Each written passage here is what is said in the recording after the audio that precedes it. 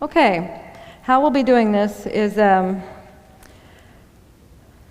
we're limited as these were going out. You guys with your energy were blowing out all of our lapels, and so we're going to do this as best we can. We have the two handhelds, and so we'll use those, probably end up passing one among the speakers here, and then we'll use one for your questions. All right? And so if you have questions, you can ask, and then we'll probably again, it would be really nice if you can come up here to the X. That way we can get you heard and seen. Do you want one of these to hand to whoever? Yeah, we'll have someone that will come up here, like maybe Kyle. Maybe you can come up here. You can come up here and you with the microphone and help people with the microphone up here on the X. Is that okay? Okay. And then you can come up here and ask your question. And all right. And then whoever, if you have it directed to someone or whoever, and maybe different ones would like to answer that. It's right over here on stage right. Okay. Yeah, it's over there. Okay, they can see it. And but first, before we start that, I'm just trying to get some ground rules here. Whatever we're comfortable with, just asking questions. If you direct it to someone, that's fine. And if somebody else wants to add on to that, that's wonderful. Give another opinion. All right? And we'll go from there. But before we do that, let's go ahead and give another plug for the workshops that you're all doing. Yeah. All right. Now tonight, Sherry's doing a workshop. Would you like to go ahead and take a mic? Is it on? Yeah. It go ahead and talk about the workshops that you're doing tonight. Yeah, I'm doing a workshop tonight. We're really going to rock and roll it. We are going to raise our vibrations through balanced chakras. And we are going to do some direct communication with spirit, the two ways that I do it, the two ways that I wrote my books, which is meditation with intent and automatic writing. So we're going to have a really good time. If you haven't signed up, sign up. And we're going to be at the Residence Inn. Is that right? Yes. At the Residence Inn from 7 to 9. So I hope that you guys can make it. We're going to have a good time. The Residence Inn, and I'm probably not pointing in the right direction, but it's immediately next door to the Holiday Inn. It's just like 2 minutes. I mean, it's just next door. Okay, that way? All right, yeah. I'm like, okay, yeah. It's just across from the parking lot. Okay, you can't get lost. You can't lose it. You can't, it's just next door. Okay? Yes. I couldn't find the elevator earlier, so Okay, in the boardroom. Fantastic. Easy to Shonda's find. going to take me over at 6:15. Deb is going to meet me in the lobby at the Holiday Inn, so Shonda can escort her too. Anybody else, meet us at 6:15 in the lobby at the Holiday Inn. We'll all go over together. Yeah. Easy peasy, boardroom. There you go. All right? Okay.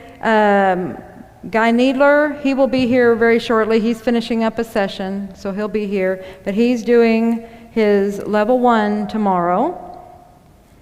And that will be in the main building. I'm trying to remember, we're not in the main building. All the other workshops are in the main building. Okay? And there'll be signs in the front in the lobby that tells what rooms they're in. And then Victoria, you're doing a workshop in the morning. Is that right? You want to talk about yours? Yeah.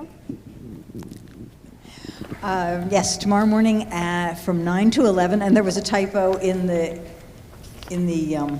catalog about that. It said 9 to 1. It's only 2 hours. It's 9 to 11. And it is a workshop on yogic breathing, also related to chakra balancing, but a little bit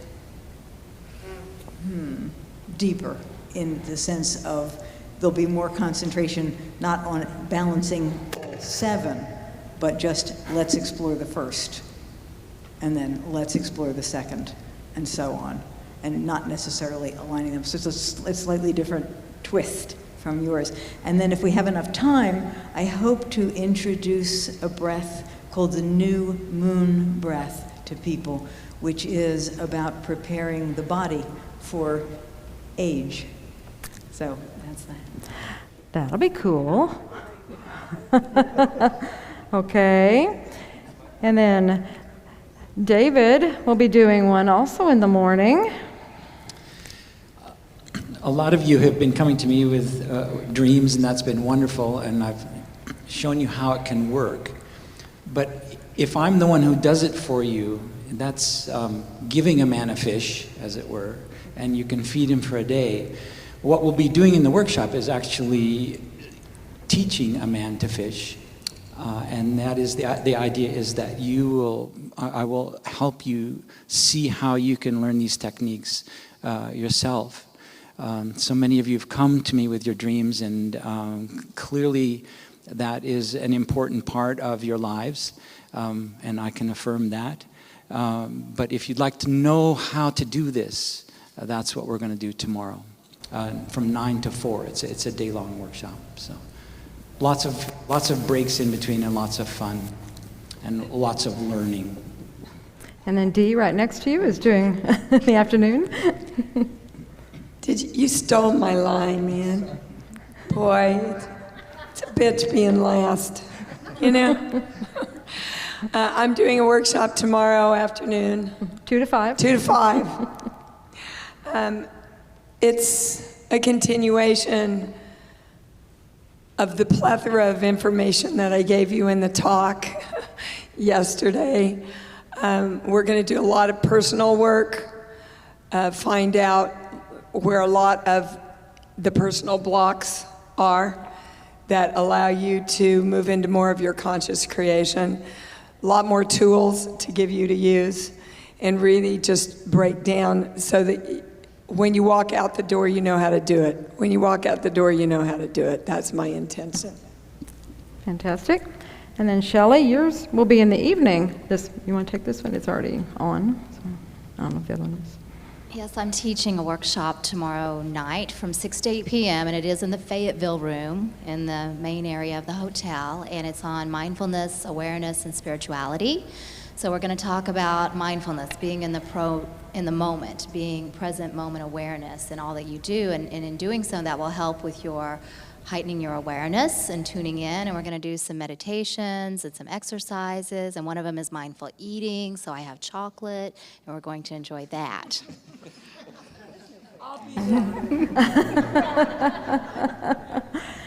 Okay, and then Tuesday morning, Guy will be doing his level 2 class for those that you that are in that. And then Catherine will be doing a class from 9 to 4. So my class is about manifesting the life of your dreams. So it's really going to be a lot of practical hands-on tools. I love if it's practical and it works, I'm going to teach it to you. We're going to delve into things like abundance, finances, relationships, communication.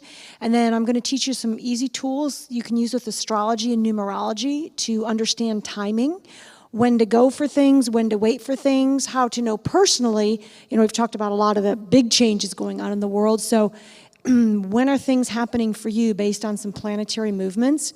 And so you'll get some individual attention and guidance on what's going on with your life right now. I don't know where it is going to be at, but you'll find it Tuesday. Okay.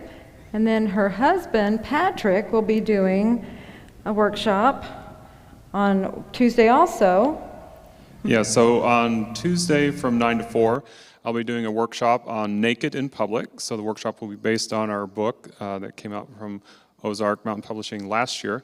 And so we're going to be working through the process and getting some hands-on experience with working with dream interpretation and going through that step by step to make sure that you have all the basics that you need to get started on your own journey of self-discovery through dream interpretation. Fantastic, thank you. All right, so there we go. Lots of wonderful workshops coming up. And I think we might need to break up some of these over here. Don't you sense that already? Yeah.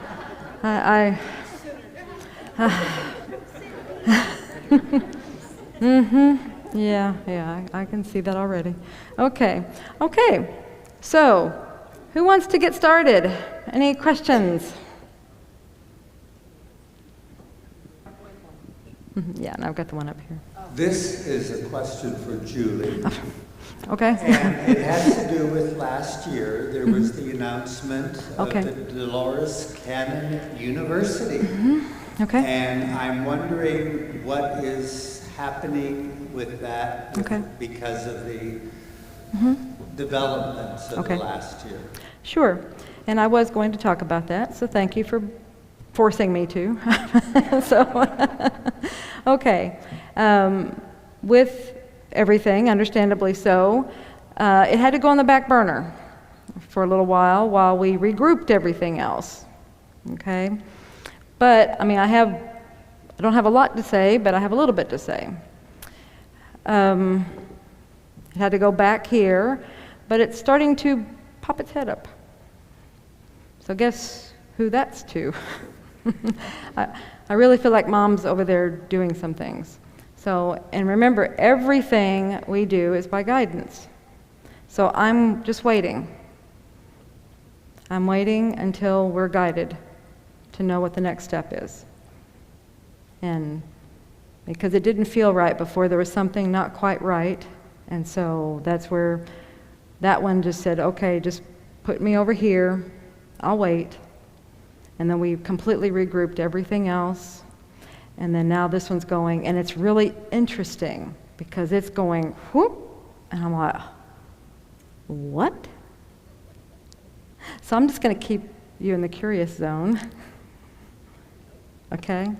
I really want to do that because my mind, remember she said the concepts? That's where my mind is with it right now. I'm having a little difficulty wrapping my mind around it, some of the concepts I've been given. So let me do that for a little while. That way you know that I know that she has something to do with it. Just, yeah, she's over there doing some things. But it's popping its head up, so absolutely more to come. It's in the works. We'll keep you posted. Okay, it's definitely happening. It's not gone away. It's going to happen, but it's just had to go to sleep for a little bit, and then it's going to come back. It's there. Okay, all right. Everything in its right time. Yeah. Yes. My question is for Blair. When I got involved with this kind of stuff, it was in the late 80s, and it was very common to be around unconscious channels who would just kind of move out of the way and wisdom would come through. And you're the first person I've seen in a long time, and I know that it's not necessarily an unconscious, but I'm wondering if you could explain like where you were, what was going on, and how you react in that and interact in that. When I first started channeling spirit, in the early days, I was quite conscious of what was being said and how I was feeling, etc. Obviously, over the years, my physical body, my emotional state, my mental state became more aware that I felt safe doing what I was doing. So I felt, as the years progressed, I would step further and further away from myself because I was actually channeling spirit entities before Tabash came through. So it was a bit like an apprenticeship with different vibrations as my body got used to working with it. And then the first time I actually went out of my body onto another level of consciousness, I had been in touch with Tabash in my head, and he was saying things to me. He was creating a visual thing for me. And then one day I was having a meditation, and it was great. It was the most amazing meditation, and I was feeling sublime, basically. And then Tabash suddenly said in my head, "Open your eyes." And I actually resisted because I thought, oh, I'm not going to get out of this zone. This is so cool. But then I did, and I suddenly realized I wasn't actually in the room that I'd been in at home. And I found myself out there in a place, and it was absolutely real. I actually found myself sitting on a floor, and I can remember it so clearly. It was black and white tiles, and there was this window over there, and the wind was blowing, and there was Tabash standing right in front of me, looking down at me, and then his way he speaks, he goes, "Why are you sitting on the floor, Blair?" Like this, and then he laughed. And then I stood up, and I'm like, whoa, this is real. And it was interesting because I found that I wasn't in awe of it. I wasn't overwhelmed by it. It was just, it felt real and it felt right. And then Tabash just took me, we sat down. And he started talking to me about all these things we were going to do and the plans that they had, and started explaining to me about things I needed to do to assist the process, basically. So when I channel now, Spirit gives me, or gave me, just a little phrase which I say in my thoughts, and it's a bit like a password.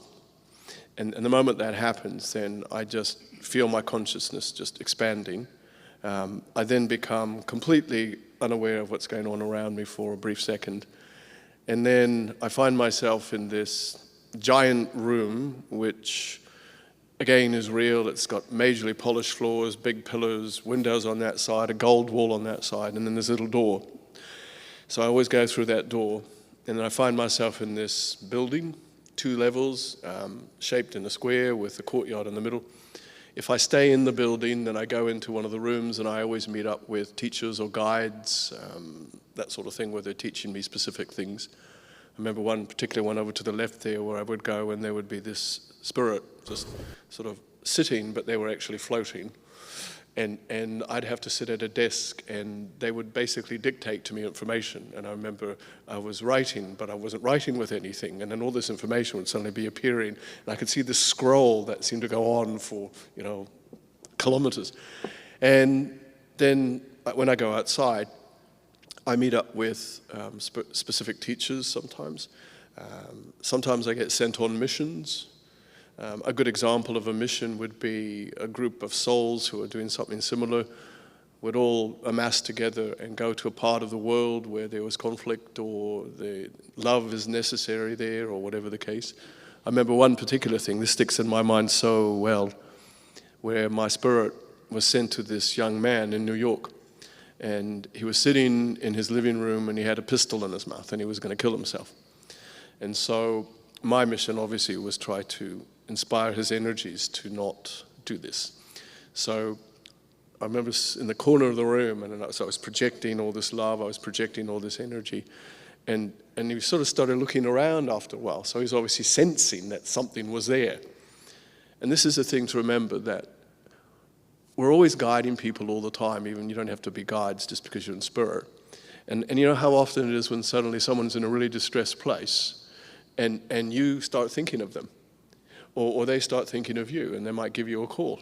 So what's happened is that your own soul has actually felt the need to send energy in some way to someone, and that's why you get those type of synchronistic events. It's hard to define in human emotions what it's like there out there, because it goes beyond that, but it's probably the most complete way you can feel things and understand everything. You see the bigger picture. You see how everything is connected. You understand the madness, in a sense, from that point of equilibrium. And so I often bring back with me great clarity, peace, energy. Often, as I was sharing yesterday with my wife's situation, if she's had a really bad day, and once I channel Tabash and come back, I feel great. It's like I've gone out there and they've slapped me around a bit and sent me back. So I always go to the same place first, but you get sent in different places, and you can talk with master teachers, you can go for healing, you can just go to chill out. So it's not just hanging around on a grassy knoll looking at the sea or something. You are out there doing things, and you're aware of, you're part of, or the way I suppose, the way I'll put it is, you're aware of your part in life, and how we're all serving each other in that sense. So. But I was just thinking, I'm glad I'm an unconscious channel, simply because, and I remember a reporter said to me once, who interviewed me in a New Zealand magazine, and she said, could you do what you do as Blair, as opposed to just as Tabash? I said, oh no. I said, I'm too impatient. And the other thing too is, the last thing I want to do is carry everyone else's stuff around with me. And so I'm lucky to have a job where I have no memory about it. And I'm sure a lot of people would love to have a job where they have no conscious memory of what's gone on, basically. So people do share things with me. But someone said to me the other day, oh, do you feel you're missing out on anything? I said, oh no, because when I go out of my body, I'm going out to life out there. So I'm just living for those few hours out there. So I'm not missing out on a thing. I'm gaining hugely. So yeah. Cool.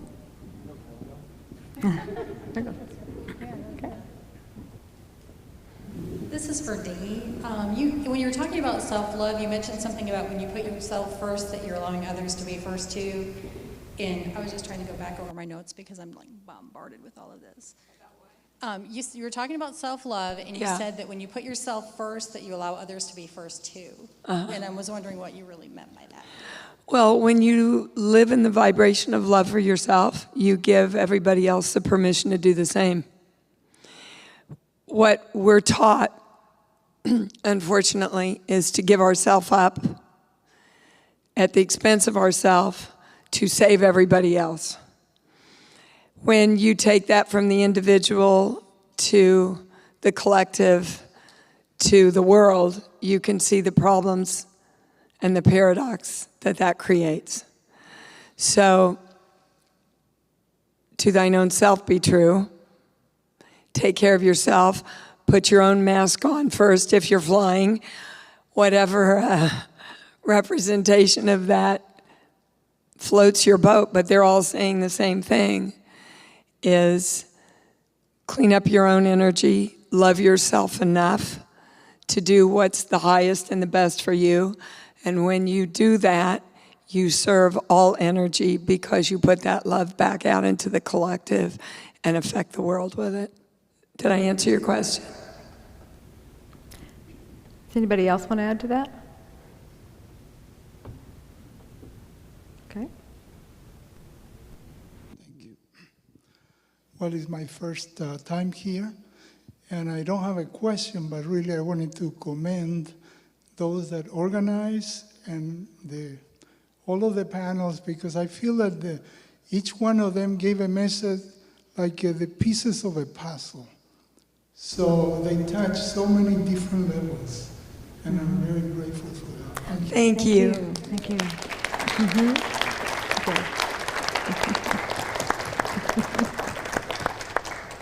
Yes. Anyone else? Yes.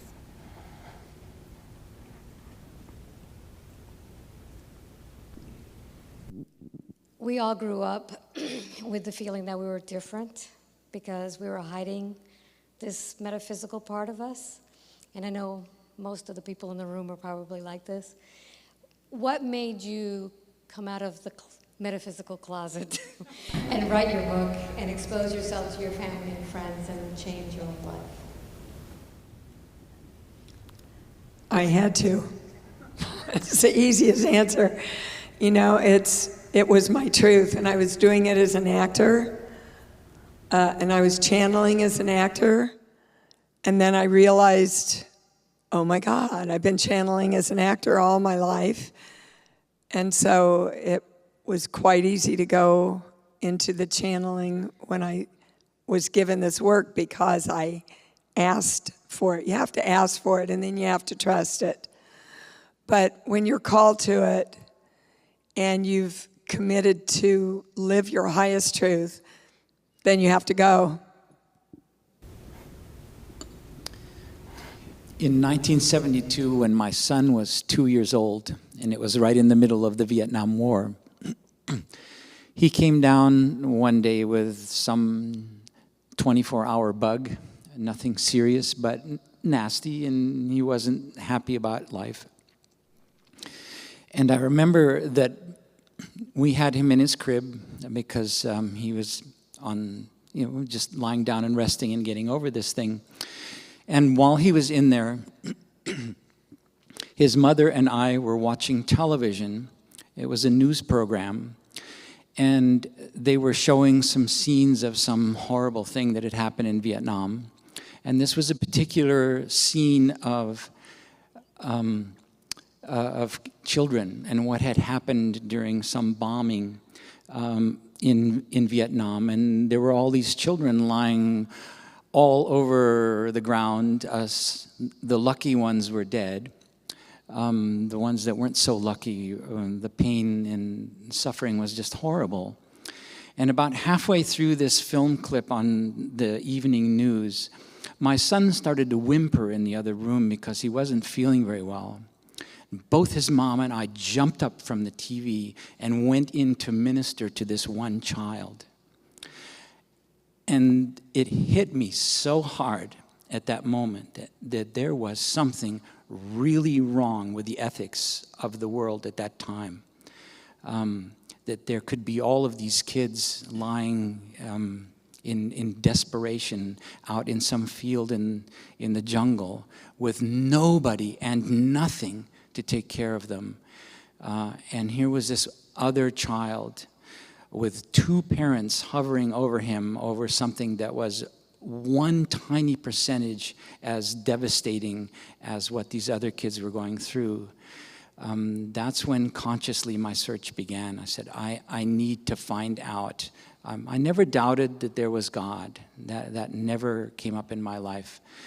But at the time, I was a minister of music in a large church in my community, and the answers that I was being given at the time were not adequate to explain what I had just witnessed and experienced. And then the next time I heard someone talk about how this is a schoolhouse down here and that we all go through all experiences, that just rang so true. And that was where the formal search began. And you should see my library. I'm sure it looks like everybody else's library here, actually. You know what I'm talking about.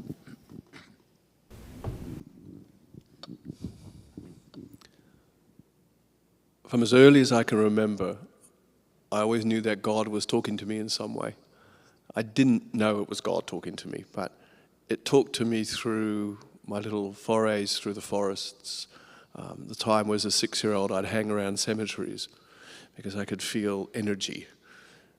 A time where I would sit on a grassy knoll and cry for something that I felt I was missing but didn't know what I was missing, and I knew that it had nothing to do with what was on earth. And then, as one does, you get positioned in certain places, thoughts, feelings, experiences, attitudes, which act as catalysts to explain more to you, but to also expose you to more of yourself. My family migrated to New Zealand in 1971, which was a major shift of consciousness for me when I look back on it. And that set up a series of adventures, explorations in my growth and development as a spiritual being. It was always there. I wasn't particularly doing anything with it. Got on and did the usual things, go out with your mates and have your beer and smoke cigarettes and, have your girlfriends and do all that sort of stuff. But then the big catalyst, it's interesting to note that often catalysts in my spiritual development have been based around my wife's health, because she was actually diagnosed with breast cancer some years ago. So that was not a very good prognosis. So that was a huge catalyst for us looking at all the spiritual stuff. So that's where I started reading more and meditating and all that. And it just pulled all the pieces together. Suddenly I realized what I was experiencing was all those things I'd felt as a child. And so I just kept on developing and reading, and you know how it is, you attract certain people towards you. And I started bringing complete strangers who would pass me in the street and stop and come up to me and give me this prophetic message, or say something to me on a spiritual level, or just say thank you for no reason at all. And I'm just laughing because I remember I used to run a clothing shop. And so we're talking about 1984 here. And, the days of, big shoulder pads and stuff like that. It was the middle of winter, and I had this big black cashmere coat on that went down to my ankles, and I had really long hair there, almost down to my elbows, and I had this white skivvy on, and I was standing on the corner, and this guy comes up to me and goes, "Excuse me, Father." And he started asking directions, and I'm sort of looking, and I'm like, "Yes, my son." So I thought, well, this is good practice. Like that. Actually, but the same day as I was doing that, because he used to plaster your hair down with all sorts of things, I was thinking about this. I was thinking about, wow, this guy thought I was, a priest, and he thought I didn't. And I'm thinking, oh, this is cool, man, Anyway, I felt this really weird feeling on my head, and it was really windy, and I looked in the window, and the wind had got under my hair and pushed it up. And it was so gelled down, and it came up like this big lid and came down. And I thought, it was a big lesson in being humble, isn't it? So I just kept on working with it, and then I invariably started doing some channeling, and it just felt right. I never felt it freaked me out or anything like that. It just fitted in with everything I felt and thought. And I just kept developing it to the point where I invariably met up with a woman who was a channel for ISIS. And it was ISIS who told me that I had this entity called Tabash that was wanting to work for me. And that was, a huge leap for me. And then I just developed that, and Tabash came on the scene more, and he started feeding more information, etc. So, I mean, it's a gradual process, and I think everyone, who's here on the panel would agree that it's basically just part of your growing up. That whole mind, body, and spirit thing. And as Dee said, you just do it. I don't ever think of a moment where I suddenly sat down and thought, I'm going to become a channel. It's just something you evolve into, and it matches up with your ideas, your feelings, your attitudes, the things that are going on in your life. And suddenly you feel that you're there, and it almost seems like, oh yeah. And there's nothing else that you can do, basically. And it's still evolving. That's the thing to remember, that we always are living, evolving, and expanding upon what we are, mind, body, and spirit. So I'm sort of thinking, wow, it's so exciting. Think how much more there is out there to be, basically. So watch the space. Well, what I want to share in this moment is, growing up Baptist, I always felt, first of all, that God wasn't the man in the sky, and that he was not a punishing God, as we've been taught if we sin, that he was a loving God. And the more that we can see that God is actually within us, that we are God, that we're of that consciousness, and that heaven is all around us and hell is not down there, it's actually the reality that we're creating. That's my belief system. That's what I've always felt. And it really bothered me at times when, and they still do it, living in Oklahoma, Bible Belt, and people, first question, where do you go to church? Always. And I'm like, I don't. I go to church at home. I go to church here. And that's how I raise my children. They've attended several times with my family. And, they were like, oh, there's so much fear. And I said, I know. Let's be in that vibration of love. Unfortunately, now I've been exposed to the Center for Spiritual Livings and the Unity churches, and they're much different than what I was exposed to when I was young. But I wrote the book, Journey into Consciousness, and I was scared to death to write it, because all I could think of is, what will my parents think? What will my husband think? What will my children think? What will people think? And as soon as I was able to let that go, for the most part, I began writing, and then it sat for a while, and then I was like, okay, it's time. Let's do it. Let's put it out there. And I'm so glad I did, because I've had so many people say, thank you. This helped me. This was my story too. So it's all our stories. We all need to write our journey into consciousness, because we're writing it in every moment. We just may not write it down. Well, unlike Shelley, I had a opposite. Grew up with absolutely no religion. In fact, my dad hated churches and hated religion, so I grew up hearing how bad they were. And so when I was young, I thought, well, if church isn't the answer, there must be something else. I was kind of left to my own devices to figure things out. So I went to the library when I was like 13, and I saw this book by Ruth Montgomery. I thought, well, this looks interesting, Past Lives. I was hooked. So I was a closet reader, during my teens. I wouldn't talk to anybody about it. I'd have my mom drive me to psychics or whoever I could find and say I was going to visit a friend. I couldn't drive. She knew I really wasn't, but she never questioned it. It was kind of funny. So I always thought I was kind of the weird one.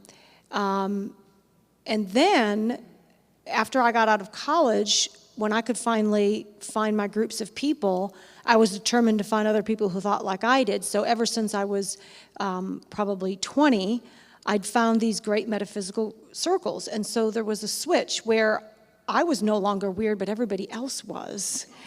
And so that became the norm for me, to be in metaphysical circles. And I never drew to me situations where other people made me feel weird. I just wasn't around those people. So when I went to publish my first book, there was no question, oh, what are people going to think, I could care less.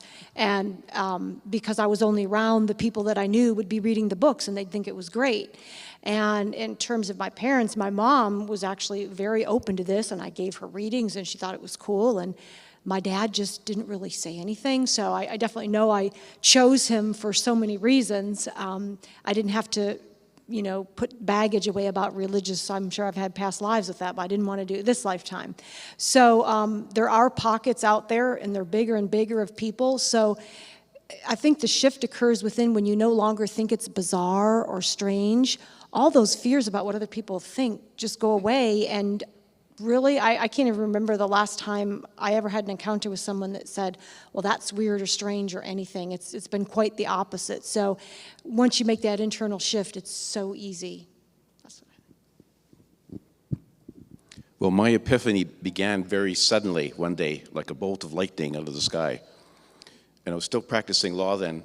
It was back in May of 2007. And I was walking down the street with my head in the clouds, thinking about all my files and the various deals I was working on. And all of a sudden, this homeless man jumps out in front of me, just came out of nowhere, stopped me in my tracks. And I didn't go around him because he had these amazing, dazzling, sparkling blue eyes that were sending this wave of pure, unconditional love towards me. And so I was like a deer caught in the headlights. And I just stood there until he finally said, "Why are you here?" And he disappeared into a nearby store. And I went to find him, couldn't find him. He wasn't anywhere to be seen out in the street. Next day I went back there to try to find him, very same time, same street. Eventually I found him sitting on a bench by himself. And so I went up to him and I said, "Who are you and why did you stop me?" And he said, "Well, I'm a soul just like you. I'm here to answer your questions and help you on your journey." And so that began a dialogue that went on for several months after that. I found out he was actually one of my spirit guides in disguise, and his name was Albert.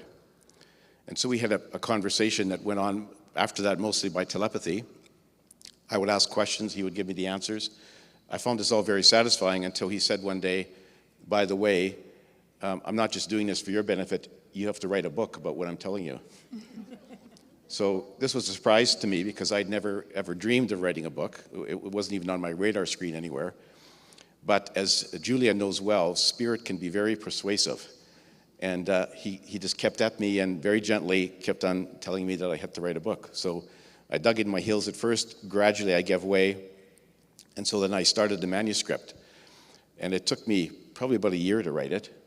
Then when I finished it, I was very tempted to just throw it in a drawer and hide it forever.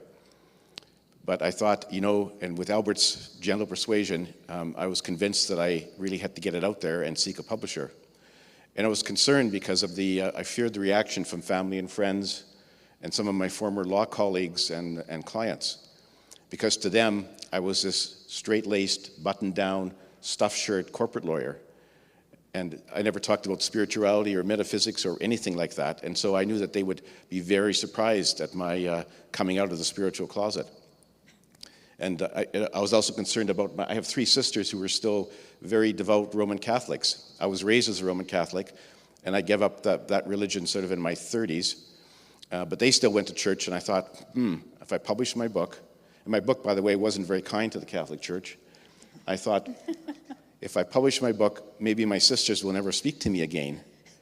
But fortunately, none of that happened. And so I did seek a publisher, and I've never regretted that decision. And I'm very happy to be where I am, and I've remained in contact with Albert.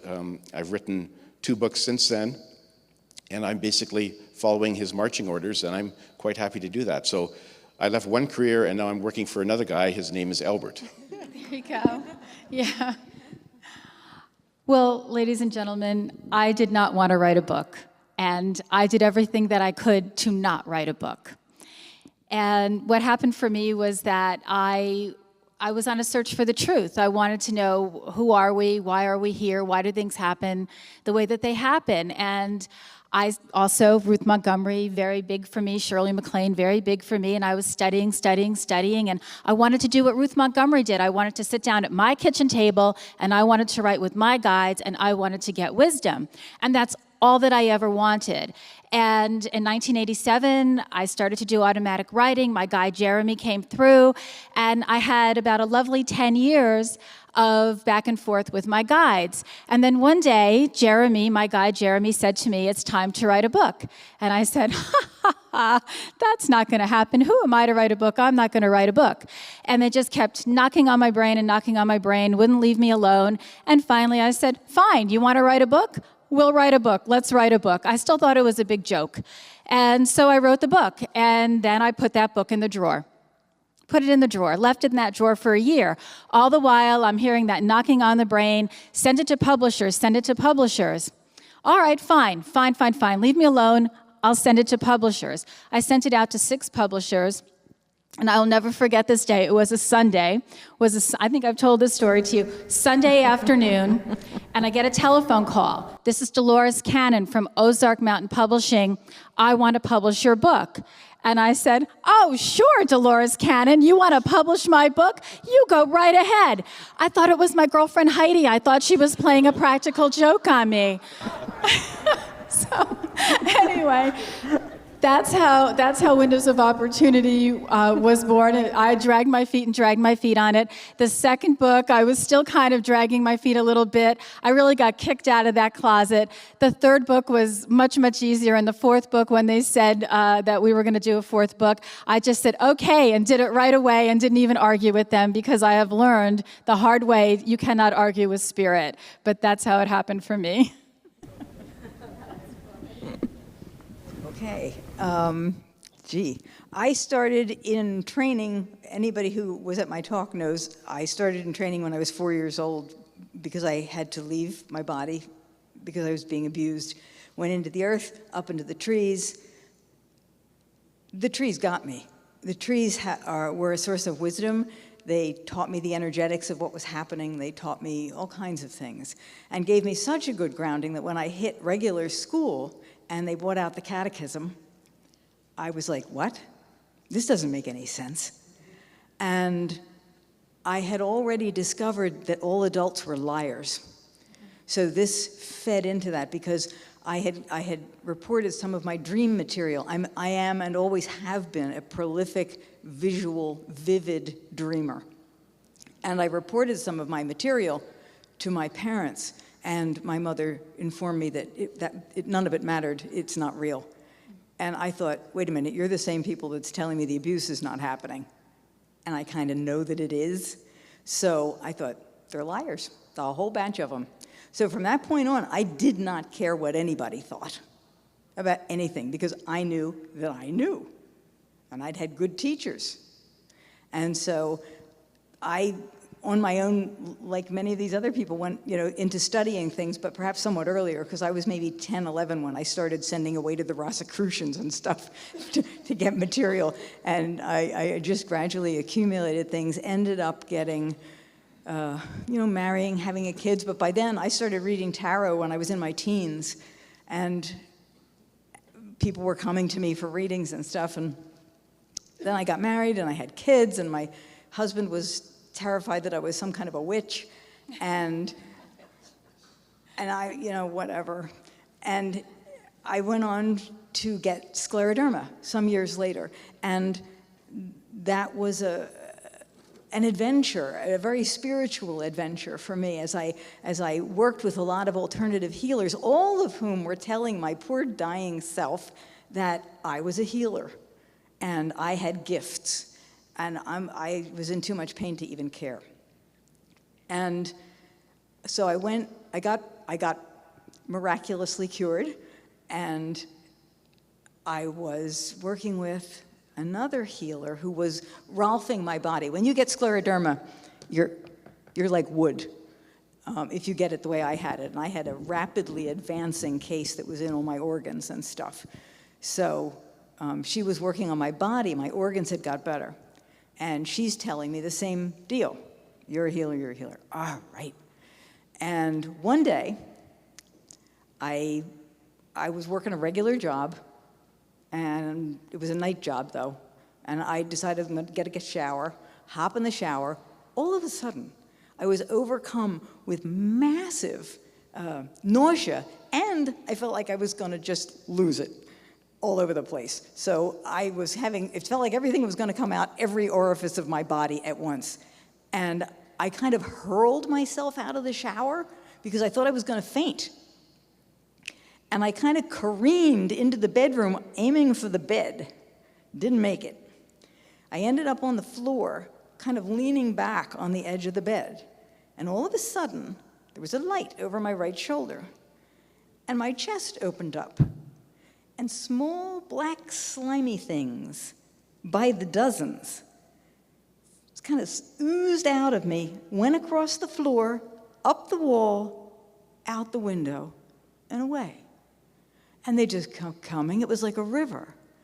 And I've had visions and stuff all my life. So, I've worked with other dimensional stuff all my life too, but this was so physical and like nothing I'd ever experienced before. And when it was done, my chest closed and the light was still there. And I said, "Who is that?" And the voice said, "Michael." And I thought, okay.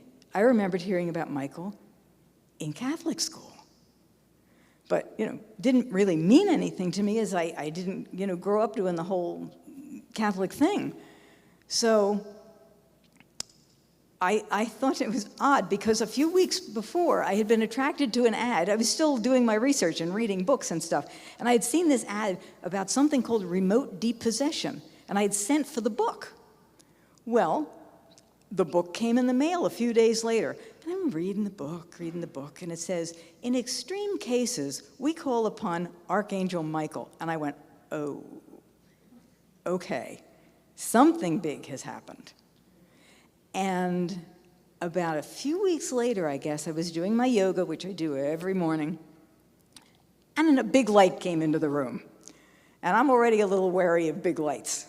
But this big light came into the room, and this time it was in front of me, off to the left. And I thought, I'll just ignore that. And I went on and I did my yoga, and I went downstairs, and I said to my husband, who is a very intelligent and understanding man, I said, I was doing yoga, and a big light came into the room. And he already knew about the Michael thing. And he said, "And what did you do?" I said, "I ignored it." And he said, "Tomorrow, ask it to come back." So I started my yoga, and I said, "If you're there and you still want to see me, I'm here." So I'm doing my yoga, and sure enough, it came back. And I said, and I just looked up and I said, what is it? What do I need to know? And it said, "You now have to share what you have learned with everyone. Go and be a healer." I was like, oh, I so did not want to do that.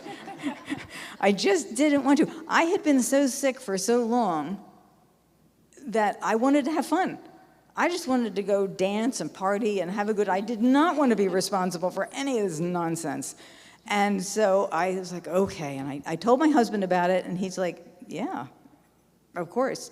And I just didn't want to do it.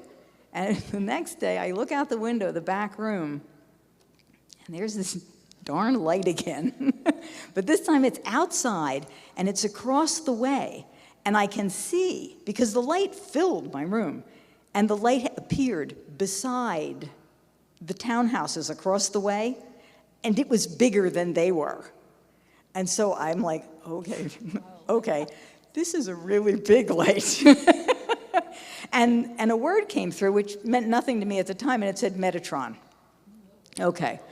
So I thought, okay, I guess I'm going to have to do this thing, and I didn't know how to go about it, but that was the thing. That was the thing that, because all my life I've been an interdimensional person and didn't care who knew it, but I sure didn't want to go out and be useful. But that's when it happened. Yeah, to Guy. Mm-hmm. Thank you. Sorry for being late, but at least I'm not dead. I'll be very quick because this could be a 54-year story. I've always been a bit of a weird kid, and there's two epiphany moments I experienced in my sort of early years and later years. The one was I met a group of entities that told me that what I was doing, reading metaphysics as a young lad and teenager, was right, but it was time to become a human being. And then all that interest disappeared, so I became a very materialistic, very career-orientated, very selfish young man who desired all the best of everything, including the best wife that was available, and did that for about 25, 30 years, until I had my second epiphany moment, which was the result of a cascade of other things where people were starting to reintroduce me to spiritual stuff and metaphysics. And the result of that cascade effect affected me profoundly. At the time I was being trained in Brennan healing science by one of Barbara Brennan's first generation students. And part of that included moving up and down the frequencies. And what I didn't realise was I was going beyond that as a result of this second epiphany moment. The second epiphany moment was the result of an attunement by a group of entities in Sweden back in about 2000. The result of this epiphany moment and the work with the Brennan healing science made that I was moving up and down the frequencies completely out of control. When I decided to work out how I was doing that, as a result of several reprimands in class, I established I could go back to these various different levels robustly by creating a structure. And when I went back to these different levels, I discovered I could communicate with different entities. And these different entities would give me different knowledge and different levels of knowledge and different understandings depending upon which ones I communicated with.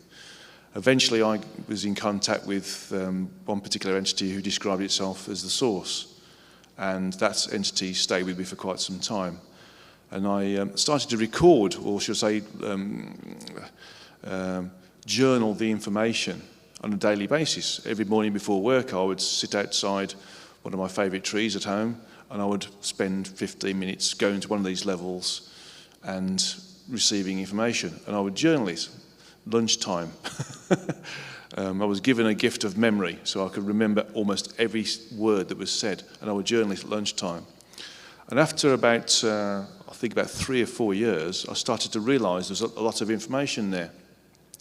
And about that time I was starting to see a number of different books in the marketplace that were purporting to communicate with the Source or God as well. One of those was Neil Walsh, who's become quite a famous character. And when I looked at the content that he was producing and others, and of course I had already read a lot of Dolores books as well, I started to realise that the information I was being given carried a lot of weight and was also from a completely different direction. So those journalings and those notes from what I call my meditational meanderings started to become a book. And 4 years later, that became the History of God.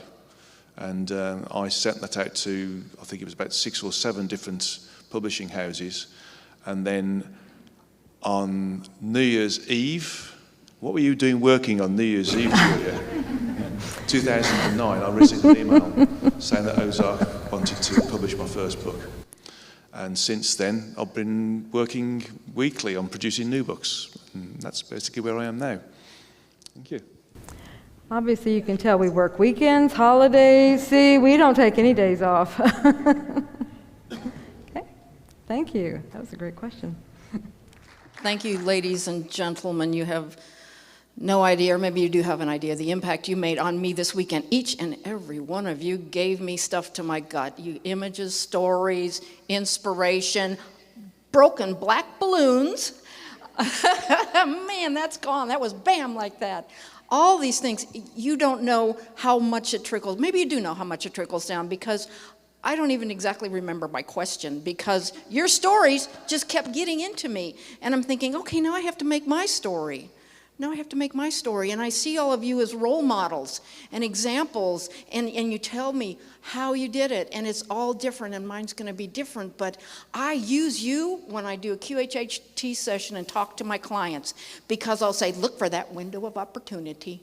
Let me show you this book. Let me share this with you. Oh, I learned this at the Transformation Conference, and we just spent $900 on your books so we could take them home and share them with our clients. I mean, really, you do have a trickle-down effect, and we are very grateful. And Julia and Ozark Mountain, you have brought these people together to have such an impact in our lives, and we are so grateful. And I'm so happy to be a part of this, and if I think of the question, I'll email you. But right now, I feel really good that you gave me what I needed.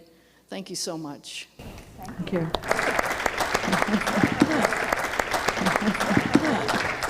a nice energy level to follow.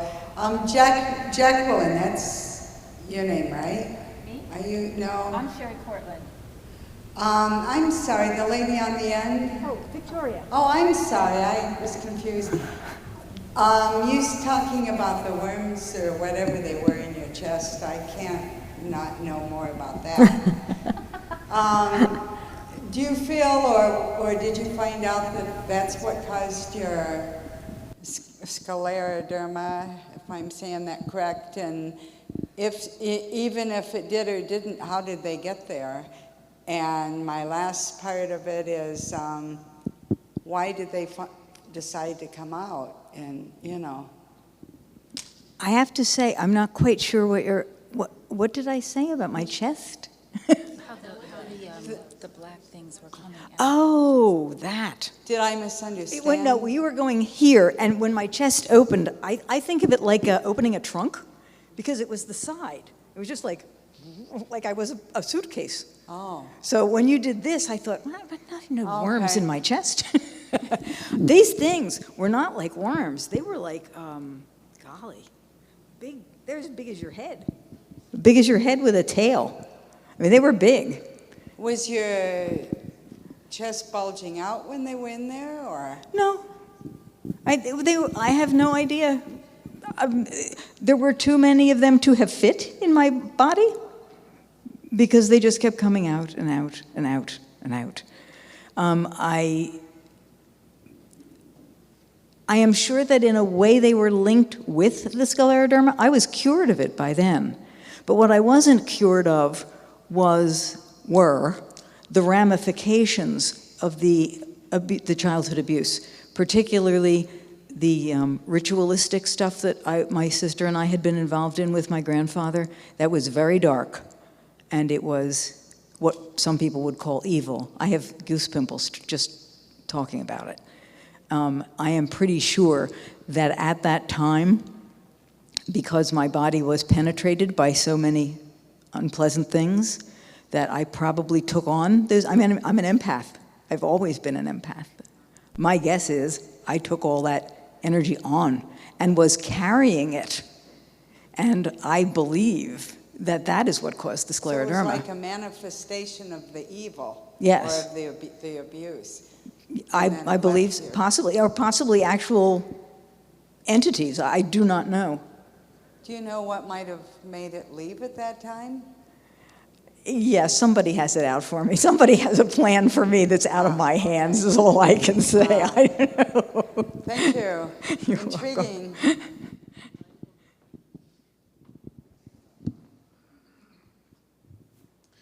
This is for the panel, anybody who feels that they are able to answer that. We've talked several times over the course of the weekend about the new earth, and several of you have talked about that. But even if you didn't talk about it this weekend, if you feel that you have something to add to that, my question is more in terms of the transition, because sometimes we talk about the new earth, that many of us are preparing ourselves to go there, but then it's also a choice. So many people are, planning to stay or just will not be able to make that transition. So I wanted to speak more specifically about the actual point of transition. Do you envision this being something like maybe how Revelation describes this point where, people are just walking down the street and one person just disappears and the other person stays here? Is there going to be kind of like a tipping point where everybody who is ready to go over just kind of slips over and they're like, hey, where'd you go? And so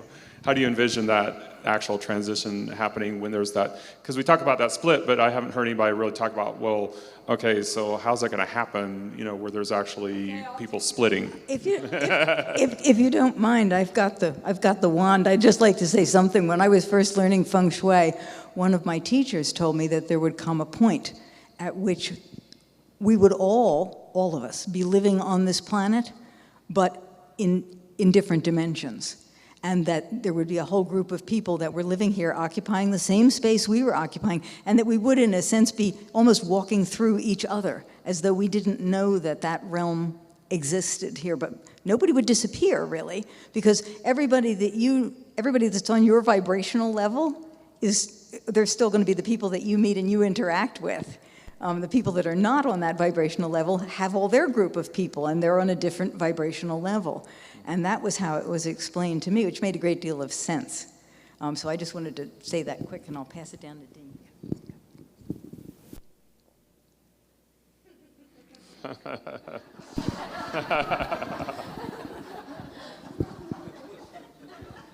I just wait. Look at all these men fighting over her.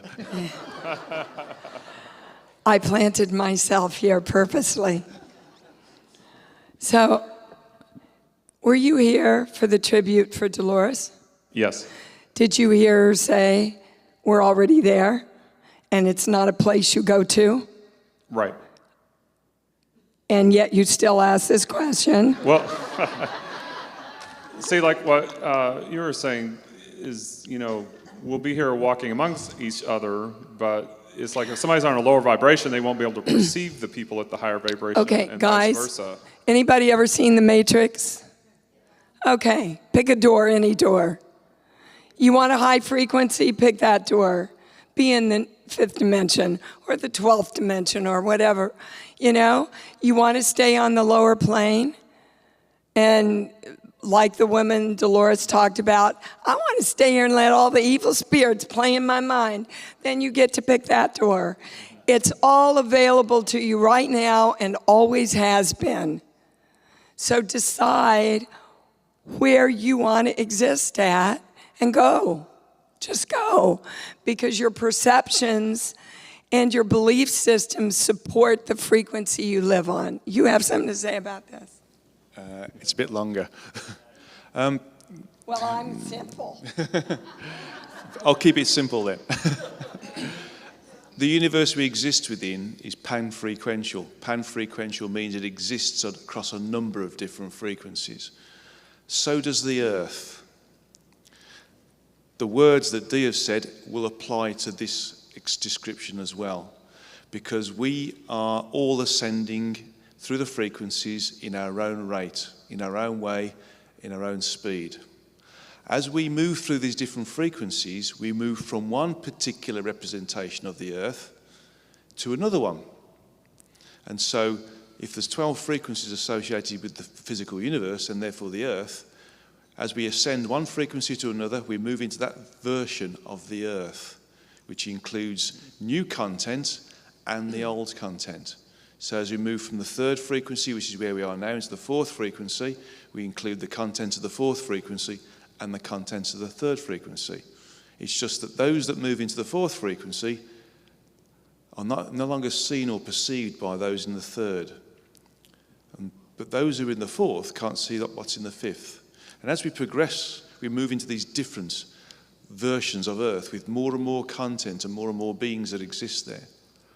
And so if you think about it in a completely progressive state till you get to the 12th frequency level, you'll start to realize that there's not just one new Earth, there's 9 new Earths that progress from where we are now up to the edge of the end of the frequencies associated with the physical universe. So what Dee's talked about in terms of pick where you want to go to, the sky's the limit. Why limit yourself to the 4th frequency when you can go to the 5th? Why go to the 5th when you can go to the 7th? It's only your imagination which can hold you back. Simple as that. And what did Einstein say about your imagination? You can go as far as you want to. Yeah, without your imagination, your eyes don't see the reality. You have to see the reality through your imagination. If you've limited your imagination, you've limited the possibilities of the creation of your life. I asked Spirit, and they gave me a picture of the Earth, and they showed it without any land masses. They showed it to me like a big ocean, basically. And it was all full of little waves, just like the sea, shore, just moving around. And some will stay as little waves and just carry on going round and round and round. But then some will merge with other waves, and then those will merge with other waves, until invariably we all get to the point where all the waves have merged together as one. But they don't make a big wave. What they do is that they smooth everything out. And so there's no ripples. There's just energy, there's just consciousness. And that's the shift into the other frequency. And then, as Guy was saying, as Dee was mentioning, all the different dimensions come about. They have to come about because there's got to be those little waves, because those little waves are growing and are moving, and the way that we're journeying until another point where it all smooths out again, and then we reach up a little bit further, and so on and so forth. And to make it as simple as possible, all you have to do is live in the frequency of love. Period.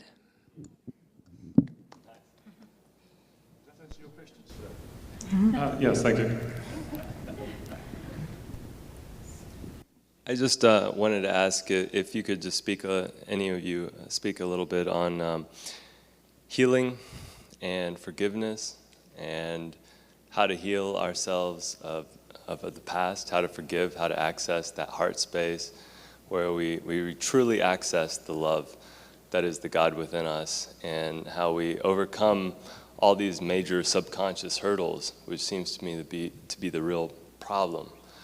That separation, that sense of separation, how we can really, any basic practical practice that we can undergo to really connect with every person we meet as a brother or a sister or a fellow God being, if you will. Thank you. Well, I would like to go first, and I'm going to go ahead and just share a little bit. I did talk about this in the book, and I alluded to it, but I didn't go into great detail. Now I'm getting a little emotional, but I'm going to go ahead and say it. My father wasn't the nicest guy when I was growing up. Very abusive, physical and mentally abusive. And as I said before, I was a very sensitive child, and when I grew up, it was probably about 8 or 9 years ago, but I actually got very, very sick, and I didn't know what was wrong. They didn't know if I had cancer or what it was, but I had to go to an oncologist and see a specialist, and my hormones were whacked, and it was just crazy. Ended up, I had a tumor in my thymus gland, and this is in your heart chakra. And so I had to have open heart surgery and had to have that removed, and it was very emotional. I tried to keep it light and, joked with the surgeon and asked, and, if I could have other surgeries while they were doing that and things like that. And I write about that, so you can read more into it. But the point is I went by myself. Everything was by myself. And when I was at the hospital and my mom came and my husband was there, and when I woke up, my dad was there. I didn't know he was coming. He lives in Kansas City, and I came up and I was on morphine and everything else, and I was hurting. I had no idea the pain I would experience in that moment. And my dad stayed with me at the hospital for those 2 nights, and it was amazing. It was absolutely, and I know in that moment that all the hurt that he caused, it was beginning to heal because he chose to show up for me in ways that he hadn't shown up before. And in 2008, right before I woke up, I had a long talk with my dad and said everything to him I ever wanted to say. I said, I wasn't there when you made me with my mom, so don't blame me for being here. And it was a very powerful time for me, and 2 months later, as I said, is when I woke up. And so my dad and I have this great relationship now. My mom, on the other hand, thinks I'm the devil for what I do. And I didn't say that earlier, but I'm saying it now. And the point is the healing is ongoing. The healing is in every moment of every day. We're going to have triggers. We're going to have stuff that happens. And it's a matter of how we choose to respond to it. It's not a reaction, it's our response. So just honor yourself, what you're feeling, and know that everyone's having the experiences they're supposed to have. I was just going to add, I think the best way to do it is to have as many experiences of unconditional love as we can, and I think animals provide the easiest, quickest way. I don't know how many people last night during Dee's exercise, when we had to visualize the target, chose an animal. But animals are easy. Charmaine this morning talked about the dolphins. And I mean, I'm in tears when I see a dolphin, and I'm like, how did that just happen? The reason I think the more we can be around animals is they don't have the conscious mind and all the judgments. It just doesn't happen. It's just pure unconditional love. And of course, there's people out there that can do that too. So the more that you can surround yourself with those people. So in other words, that becomes the norm. So just find as many examples as you can and triggers, like get a record of, I'm dating myself, music of dolphins and play that. So the more that you're immersed in that, that becomes the norm, and you're just conditioned to that. And eventually all the baggage, all that, you don't have to work to get rid of it. It just becomes less and less. Can I say something just real quick? That's such an interesting question, and I really feel that if we're looking to have love shown to us, the best thing that we can do is to be loving to each other. And if we treat each other the way that we want to be treated, that's what we're going to get.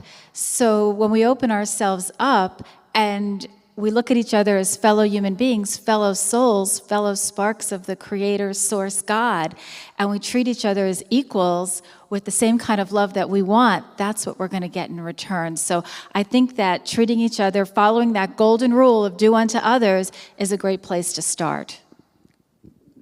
Okay. And I've had a lot of experience with forgiveness. And what I have found is that you can't make it happen. You can't say, I forgive somebody. You have to create a space of yourself and, in a sense, say to the world, to the universe, I will allow forgiveness to come into me. I will create myself as a space where forgiveness can happen. And then it comes in when it's ready and when you're ready. But what you do, in a sense, is you surrender. I'm all about surrendering. When you surrender, you're giving up the fight.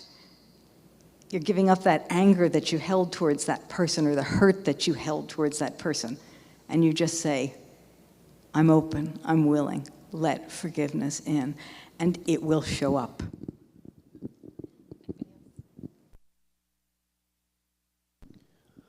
I think life is an investment. From an energy point of view, it makes an awful lot of sense to no longer invest in fear, anger, the problems we go through.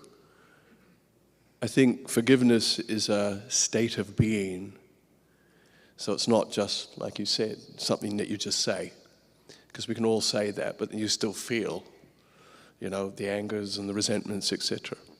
And I don't think that it's something that you have to work on. It is literally making the decision that, right, well, having invested in that fear, that doubt, that worry, whatever, those experiences for so long, I choose to be liberated from that now. And therefore, I'm able to take life's force that I've been using as a bad investment and instead taking the same force and investing it in something different. So I'm going to close down the department of fear, I'm going to close down the department of abuse, I'm going to close down the department of all that, and I'm going to take all that and I'm going to send it on a retraining program.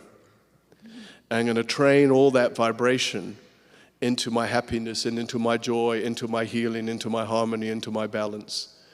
And then with that, what you are is you're relieved of your bad investment. And then you no longer have the old ideas that you've invested in with your previous experiences. You know they're still there. You know all that, and you know what Spirit's just saying when I look at, for instance, the forgiveness that you've dealt with, with family and the amount of destruction that it brought into your life. And what you did was that you turned all of that into love, and some of those people have been opened up because of that. and it's changed their lives, because what you did is that you decided to invest in them in a complete different way. So therefore, it became a way of living, basically. And it's taken a lot of courage for anyone to be able to do that. Well, having forgiven that person, I don't want anything to do with them. But what you did was that you forgave and said, all right, well, let's talk. Let's see how can we relate and move on with this, basically, see. So it's all about the investment in energy, basically, and then the way you choose to live that vibration. Yeah, totally. Yeah. Thank you. Your mind can only hold focus on how many things at a time. So if you're focused on forgiveness, what's your mind focused on? Forgiveness of the thing you've been wronged by. So how are you going to create this state of love and acceptance if you're focused on forgiving the shit? It's a question I'm asking. Do you think that's possible? I don't. I think the spiritual world is plagued with the excitement of figuring out how to fix things. I think we are plagued in the same way that we have encouraged our religion through many, many centuries to look at the long, arduous trail that we must sacrifice in order to get where we want to go. And I think that's going to keep us from seeing that new world or all those new worlds for a lot longer. If you just simply go to love, can you focus on what you have to forgive? I can't. What? It does just fade out. So why don't we just go to the shortcut of going into love, being the frequency of love, and sending the love to the person instead of arduously working through years of forgiveness? I'm not saying, putting anybody's journey, whatever is right for you and your belief system is right for you. But I'm saying, I think we're kidding ourselves when we think it has to be hard. Because if we have a belief system in place that it has to be hard and it has to be long, that's the belief system you've got to create as a reality in your life.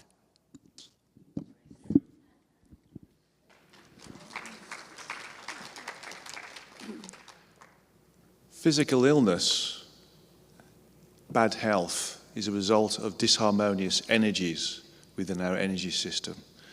Disharmonious energies within our energy system are caused by disharmonious thought processes. Being unhappy with ourselves, chastising ourselves, not being happy with our environment. So the sure, shop way of sorting this out is to fundamentally do what you like what you do. More importantly, love yourself doing it.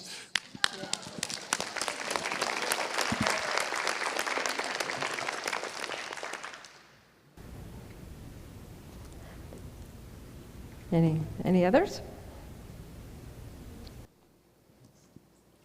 Hi there. I've sat at Guy's booth today, and we've had a number of people come up wondering why there wasn't.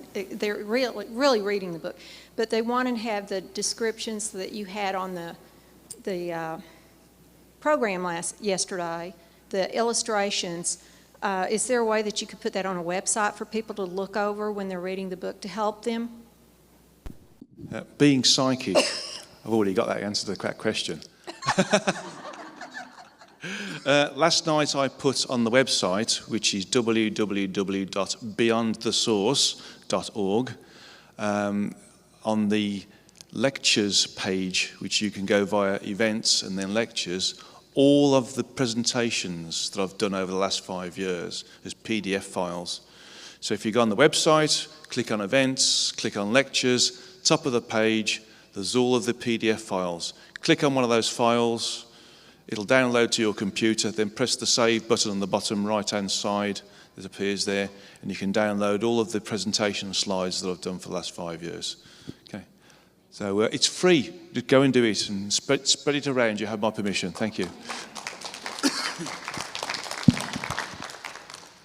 Anything else?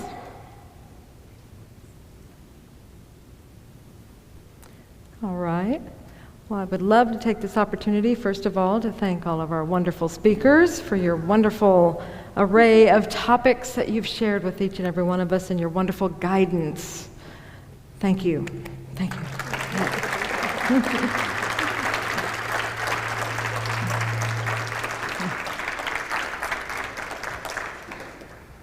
And I would love to thank you all. Again, I know there's not too many, but you're the representatives of everybody that was here, okay? Thank you again. And I am the representative of those that are here and the seen and the unseen of our crew, all right? Because remember, it's an army that does this. Thank you, and we are honored, so honored to be here with you. It is our pleasure to be here with you. See you next year, absolutely.